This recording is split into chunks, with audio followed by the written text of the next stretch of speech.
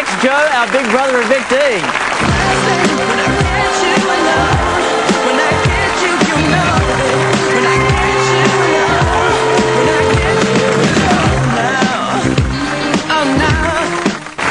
The latest of the Big Brother evictees was kicked out on Sunday with a hefty 86%. Here was the announcement on Sunday.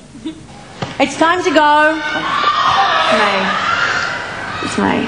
Joanne. Yeah. Ladies and gentlemen, Joe.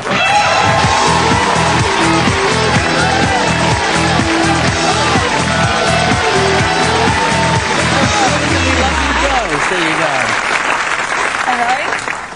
How are you going?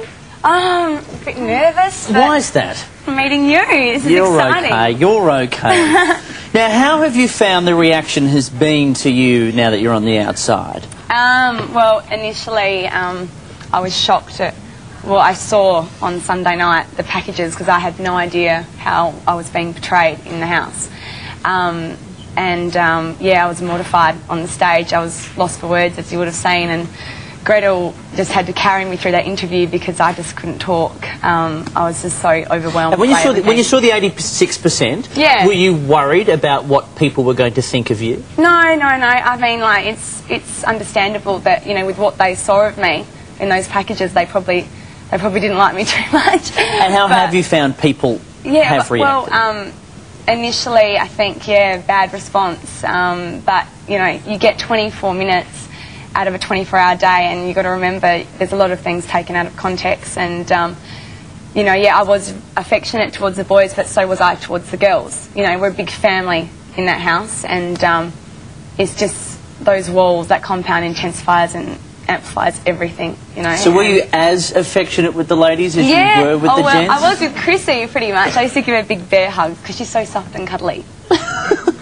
But were you saying, you know, that that there were feelings there? Because some of the talk between you and the boys was suggestive of more than just friends, would you say? No, I picked up on it, you know, after a while, that they had probably stronger feelings for me than I had, or different types of feelings that I had for them, because it was purely friendship from my perspective. But, you know, and I now look back and I should have been probably a little bit more assertive with them. And I regret that, and I've learnt from that. And that's what I was to do in the house. I wanted to learn about myself, and I was confronted with a situation that I couldn't deal with very well, and that's evident now. But my reasons at the time were that, you know, I didn't want to hurt anyone in the house. I didn't, and particularly Saxon, because he's such an emotional person. And he wants his mum now, Joe. Yeah, I know. That's what I'm saying. Like, Sax used to call me his big sister, but you didn't see that. They only showed... Well, that's a bit creepy because... No, but that's what I'm saying. Like, he called Chrissy his mum, Pat was his dad, and I was his sister. So, like... I hope he doesn't talk to his big sister like that at home. So do you feel, I guess, guilty in a sense when you see Saxon and the way he feels now that you've left? I'm concerned, but as I said to him in the house, we had a big discussion about it, and I said, you know, like, when you get out of the house... You know, he's only 19, he doesn't realise everything will be different. The feelings that he has may be real, but the environment's not real. You know, everything's just wacko in the house. You go nuts. So I went a little bit crazy with the farmyard task, as you would have seen. And, yeah, so I said that to him. I said, reassess how you feel when you get out, because it's not going to be the same at all. The house is crazy. Did you meet his mum and dad? Is that correct? They turned up tonight to meet you? Is that true? No, I haven't met them. Oh, okay. I heard that they had turned up tonight to meet you. No, another rumour that's not true. Sorry? Another rumour that's not true. Another rumour? There's lots of rumours. Oh, there's always rumours, and most of them are started by the Big Brother himself, I would think. So now, I'm very intrigued to know, with all this talk of you saying it's how I was portrayed and things like that, and your feelings changed, there was a lot of talk from you with the boys about, well, we'll talk once we get on the outside. There's things we need to talk about, we'll do it on the outside. Yeah. What were those things? I wanted to basically explain to them my position, and I tried to do it in general terms in the house. I didn't want to get into specifics because I didn't want to... This is the type of a topic that's quite sensitive, and if they have got strong feelings for me, I could be at risk at humiliating them or embarrassing them in front of... Was there also a fear that if you knocked them back that they would nominate you for eviction? It wasn't a game tactic, as many people have said to me, did you do it as a strategy? I mean, and people have said that would have been an easier answer. Yes, I could have said that easily enough, but that would be lying, because it wasn't. I wasn't in it to win. I never thought I was going to. I just did it for the experience and to make friends and have fun. And how has Tim, your boyfriend, taken to all this? Obviously, you've had a bit of time to talk it through. Yes, we have. On Sunday night, I think he told the crowd that he was upset about the spa incident, and rightly so, because what I saw, I wasn't very happy about it either. But you know, the whole suck and blow game. And I did it with Reggie. You didn't see that.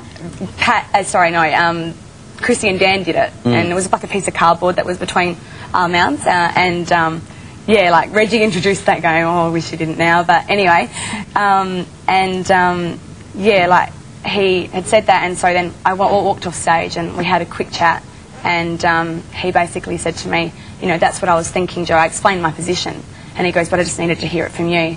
And he's been really understanding and really supportive ever since, and he trusts me and he knows me.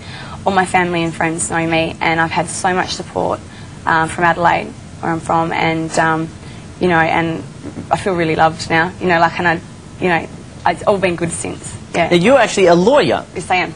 How do you think this is going to affect, having done the show and rightly or wrongly, but how you have been portrayed, how do you think this is going to affect you in the legal world? Well, I've been reading I read like a magazine with an article to that effect, saying, you know, a lady wrote in from South Australia and said, look, you know, she should be disbarred for the flirtatious behaviour in the house. And then a representative of the Law Society came to my defence and said, objection! Objection! I object. And said, no, nothing, her behaviour is in her private life, although publicly viewed. It's still nothing to do with, it has no reflection on her ability to practice law. So, which is, I mean, good in theory, but I think I'd say I'm naive to think that it won't have an impact. Hopefully not too adverse, though, I hope. Okay, well, best of luck with it all. Thank you. And I will probably see you once it's all wrapped up, I would suspect. Yeah, we have a big party well, at the end. We'll see you anyway. Good to see you. All the best, Joe, ladies and gentlemen. We'll be back with Waikiki to bring us home on Rove Live.